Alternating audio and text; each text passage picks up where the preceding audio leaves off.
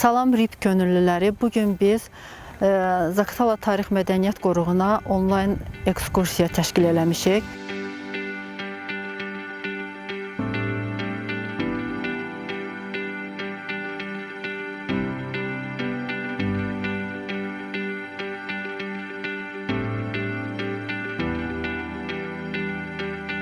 Belə ki, keçmiş Çar-Bələkan ərazisi hərbi strateji cəhətdən çox əlverişli bir mövqedə yerləşirdi.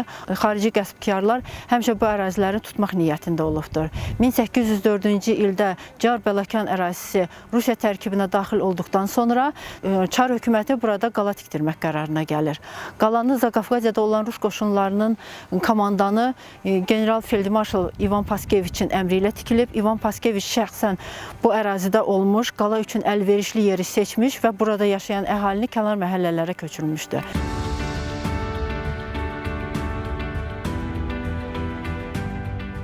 Bu qalanın tikilməsində əsas iki məqsəd olubdur. Birinci məqsəd deməli Rus işğalına qarşı yerli əhalinin qaldıracağı qiyam və üsyanları yatırılmasında bu qala Rus qoşunları üçün dayaq məntəqəsi rolunu oynamalı idi. İkincisi isə o zaman Dağıstan Rusiya ilə birləşdirilməmişdi. Dağıstanı Rusiyaya birləşdirməkdən ötürü bu qaladan istifadə etmək istəyirdilər. Qalanın 11 hektar yarım sahəsi var. Qala üçbucaq şəklindədir. İki tərəfdən sıldırımdır. Şərqdən və qərbdən sıldırımdır. Şimal hissəsindən isə yer səviyyəsindədir. Lakin deməli qala şimal hissəsində, qala divarlarının çöl hissəsində eni 10 metr, dərinliyi 5 metr olan quyu qazılmışdır müdafiə məqsədi ilə. 1863-cü ildə Zaqafqaziyada ən böyük üsyanlardan biri olan Zaqatala üsyanı baş verir. Bu üsyana deməli əslən Bələkanlı olan keçmiş Çar zabiti Hacı Murtuz və əslən Köbəlova kəndindən olan Zəngi Əfəndi başçılıq edir. Zaqatala qalası 19-cu əsrdə tikilməyinə baxmayaraq köhnə sistemli qalalarda olduğu kimi müşahidə bürcü mövcud olmuşdur. Bürc 2 mərtəbəli olub, üstünə çıxmaq üçün torpaq yol salınmışdır. Bu müşahidə bürcünün əsas məqsədi deməli qala ancaq şimaldan təhlükə gözlənilirdi. Ona görə də şimal hissəni nəzarətdə saxlamaqdan ötəri idi. Biz hal-hazırda müşahidə bürcünün 2-ci mərtəbəsindəyik. Deməli, əskərlər burada növbəli şəkildə şimaldan olacaq hücumları nəzarətdə saxlayırdılar. Həmçinin də bürcün ətrafında mazğallar var. Deməli, bura çox təhlükəsiz olubdur. Yəni, əskərlər hərəsi deməli, hər mazğalın arxasında duraraq buranın keşiyini çəkirdilər. Müşahidə bürcündə buradan əskərlər bu mazğallardan tüfənglə nəzarətdə saxlayırdılar ətrafı. Bu böyük mazğal isə deməli hücum zamanı düşməni məhv etmək üçün toplardan istifadə edirdilər və toplar üçün hazırlanmışdır.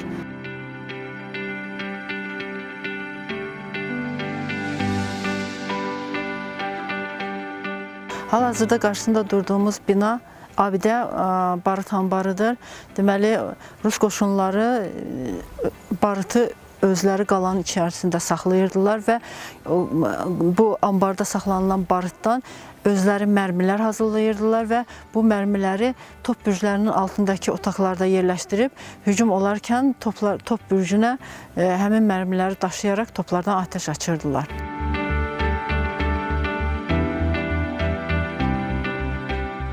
Zaqatala qalasının ərazisində bir neçə yerdə top bürcləri mövcuddur.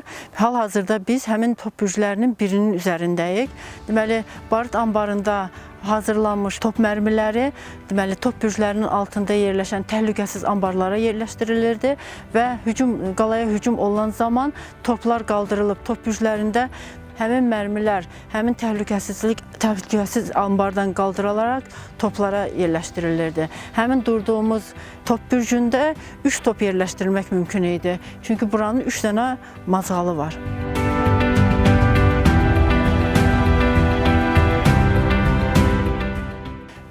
Qalanın bu hissəsi sıldırım üzərində yerləşir və bura heç hardan qalaya hücum etmək mümkün deyil və bura heç kəs keçə bilməzdi. Ona görə də qalanın bu hissəsi qalanın ən təhlükəsiz hissəsi sayılır. Hal-hazırda dayandığımız abidə su kəhrizidir. Su kəhrizi yer səviyyəsindən 5 metr dərinlikdə yerləşir. Deməli, bu su kəhrизinin tikilməsində məqsəd qala mühasirədə olan zaman qalada xidmət edən əsgərləri su ilə təmin etməkdən ötürü tikilmişdir. Kəhrizə gələn su saxsı borularla çəkilmişdir, lakin suyun mənbəyi məlum deyildir. Qarşısında durduğumuz bu bina o zaman çar zabitlərinin ailələrinin yaşayış binası olmuşdur.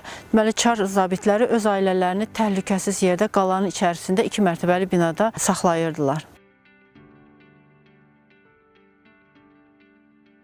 Gördüyümüz bu bina isə Müqəddəs Troitsa kilsəsidir. Çar hökuməti o zaman deməli burada xidmət edən əsgər və zabitlər üçün ibadət etmək üçün kilsə tikdirmişdir və bu Müqəddəs Troitsa kilsəsidir. Zaqatala qalası 19-cu əsrdə tikilməsinə baxmayaraq orta əsr qalalarında olduğu kimi Zaqatala qalasında yeraltı yollar mövcud olmuşdur. Bu yol kilsənin yanından 2 istiqamətə, bir Qaladüz istiqamətinə, bir isə Zaqatala şəhəri istiqamətinə uzanır bu yollar. Deməli, bu yolların tikilməsində əsas məqsəd qala mühasirədə olarkən Rus əsgərləri mühasirədən çıxa bilsinlər. Qalanın 3 qapısı var. Birinci qapı zabit qapısı adlanır. Həmin qapıdan zabit heyəti istifadə edirdi. İkinci qapı əsgər qapısıdır. Bu qapıdan qalada xidmət edən əsgərlər təlim keçmək üçün qala düzünə çıxırdılar.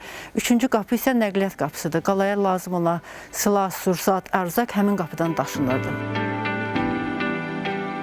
1905-ci ildə Rusiyada burjua demokratik inqilabı baş verir. Qara dəniz donanmasında olan Potyomkin zirehli gəmisində deməli matroslar üsyana qalxırlar və gəmini Rumuniyaya qaçırırlar. Bir müddət sonra Rumun hökuməti deməli Potyomkin zirehli gəmisini içindəki əsgərlərlə bir yerdə Çar hökumətinə təhvil verir və inqilabi ruhun Rusiya mərkəzindən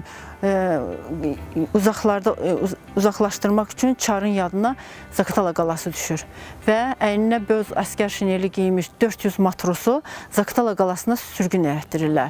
Bu batalyona rəhbərlik etmək üçün Çar Xarkov vilayətində öz qəddarlığı ilə məşhur olan kapitan Dobrovolskini öz yanına çağırır, ona podpolkovnik rütbəsi verir və Zaqatala qalasına komandanlıq etmək üçün göndərir. Hərəkət! Bu nədir? Əmrə tabi olmursuz? Fənc! Çiğnə! Yerində! Addımla! Marş! 1, 2, 1, 2! 1, 2, 1, 2, 1, 2! Şılaflar! Qoy bütün günü, gecəni yerlərində saysınlar. Barabanlar çalınsın!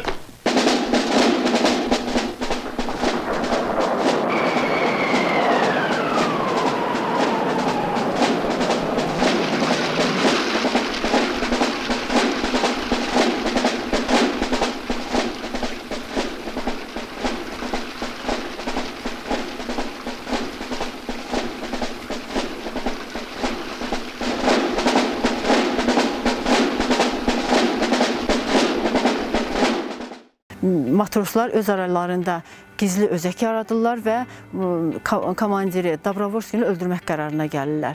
Bunu matros Kuka həvalə edirlər, lakin satqınlıq nəticəsində matros Kuk tutulur. Bunu matros Stepan Demeşko yerinə yetirməli olur. Şəhərdə olan rotalardan birini yoxlayıb gələn podpolkovnik Dobrovolski deməli daş yolu qalxarkən ağac üstündə gizlənmiş matros 3 güllə yarası ilə Dobrovolskini qətlə yetirir və qaçıb qalaya yaxınlıqda olan Rus kilsəsində gizlənir.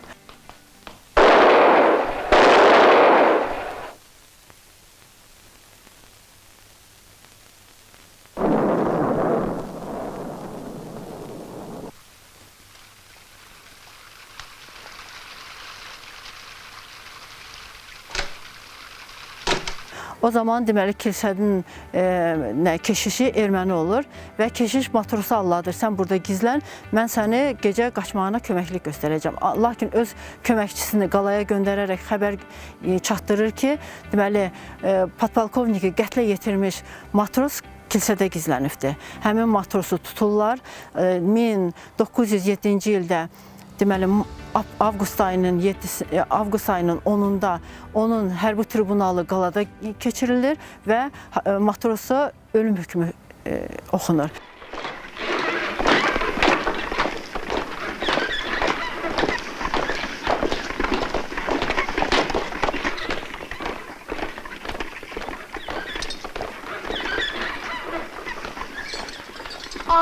oğlum. Al.